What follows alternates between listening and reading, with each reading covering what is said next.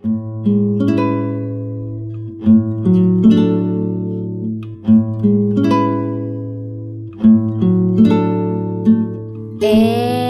now, it's time for DJ Rocky's Secret Files.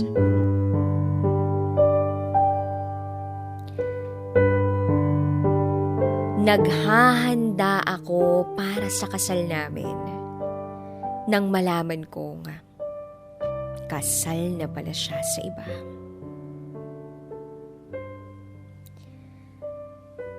Hi, DJ Rocky. Itago mo na lang ako sa pangalang Jel. At ito ang aking secret file. Meron akong live-in partner at meron na kaming 2 anak. 16 years na kaming magkarelasyon. Actually, going 17 years. At sa mga nagdaang taon, ay maayos naman ang aming pagsasama. Kaya lang, last year November, nakatanggap ako ng mensahe sa isang taong nagpapakilala na mother-in-law ng partner ko. Ipinapaalam niya sa akin na may asawa na yung partner ko. Laking gulat ko nang makabasa ko ng ganong mensahe. Agad-agad kong tinanong ang partner ko. At sinabi sa akin ng partner ko na baka scam lang yun. I-block ko na lang daw ang profile. At dahil malaki ang tiwala ko sa partner ko, inignore ko yun. Then January 2023, naka-receive uli ako ng mensahe mula doon sa nagpapakilalang mother-in-law ng partner ko.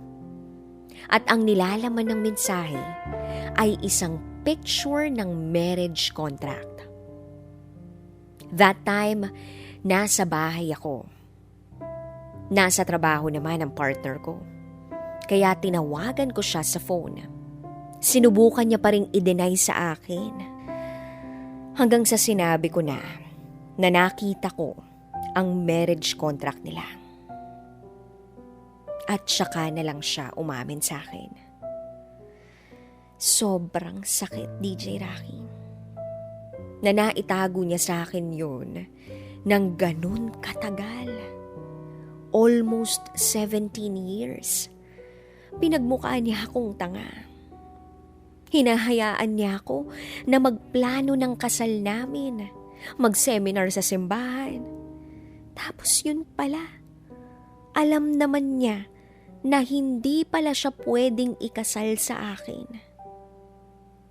Naghahanda pa ako para sa kasal namin, tapos malaman-laman ko kasal na pala siya sa iba. Tinanong ko siya kung bakit niya nailihim sa akin yun. Ang paliwanag niya sa akin, naduduwag daw siya. Natatakot siya na mawala ako sa kanya kapag sinabi niya ang totoo sa akin. Ang sabi niya pa sa akin, kami ng mga anak namin ang itinuturing niya na totoong pamilya niya. Pero ang hirap, DJ Rocky. Kasi kung nalaman ko agad yun, nakasal siya sa iba, baka nga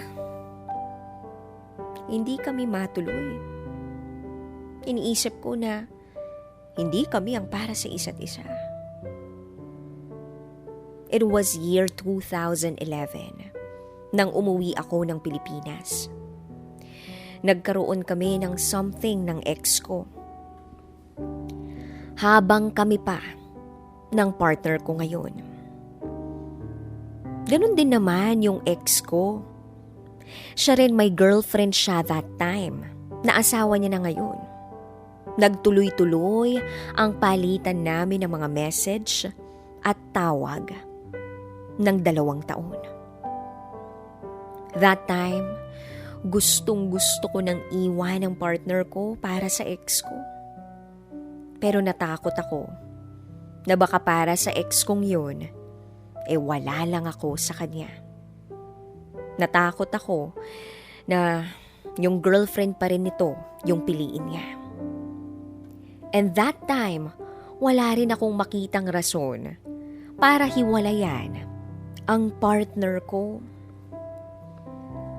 At sa loob ng halos 17 taon, masasabi kong naging mabuting partner siya sa akin at mabuting ama sa mga anak namin.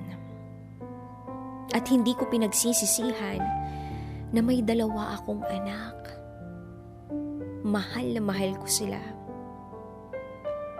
Kaya lang hindi ko maiwasang isipin na kung nalaman ko dati pa ang totoo, siguro kahit alam kong mali, ay susugal ako. Masakit para sa akin lahat ng nangyari. Masakit din ang nalaman ko.